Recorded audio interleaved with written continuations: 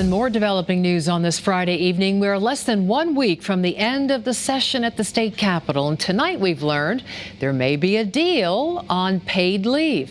Governor Lamont had threatened to veto a bill that passed the Senate, but now he may be more agreeable. So the question is, why the change? Chief Capitol reporter Susan Raff is live at the state capitol with possibly an answer for us tonight. Susan?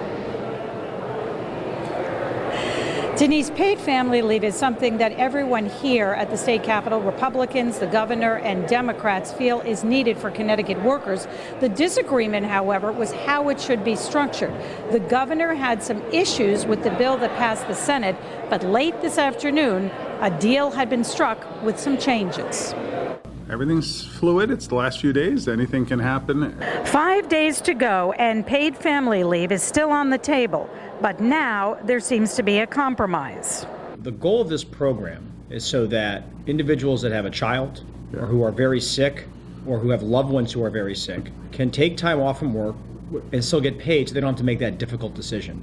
Paid leave passed the Senate, but Governor Lamont didn't like that version and threatened to veto it. Lamont supports the concept, but is against creating another state-run board. He wanted private insurance companies to be involved.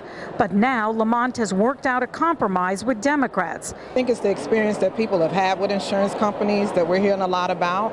So we just need to make sure that we have the checks and balances in place to ensure the public that there is transparency. Economic security for our families remains a priority. The Black and Latino caucus feels Connecticut families should have paid leave.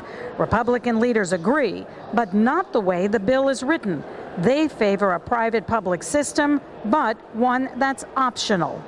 We all know we all have different lives, different lifestyles, different family compositions. We're all different ages. We all have different needs. And to say that you will have 0.5% of your payroll taken out, and let's make this very clear, this is a payroll tax all day long on something you may never use. The compromise, we are told, that was reached late this afternoon means that the governor wanted fewer members on this quasi-public board. He also wanted contracts to be more streamlined. That, we are told, is part of this compromise.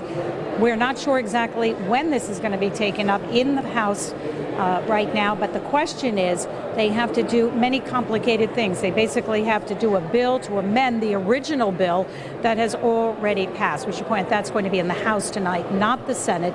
Coming up at 6, the budget. That still has not been voted on. The governor announced they had reached a deal yesterday, but many Democrats and Republicans are still waiting to see the details. We are live at the state capitol in Hartford. Susan Raff, Channel 3 Eyewitness News. Okay.